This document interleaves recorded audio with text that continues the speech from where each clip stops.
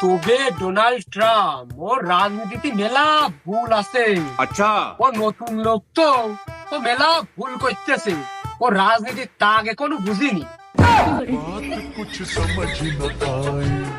হাইডে চাচা তুই ঠিকই কইছিস, ওর আসলে মেলা ভুল আছে, ও বোঝে না।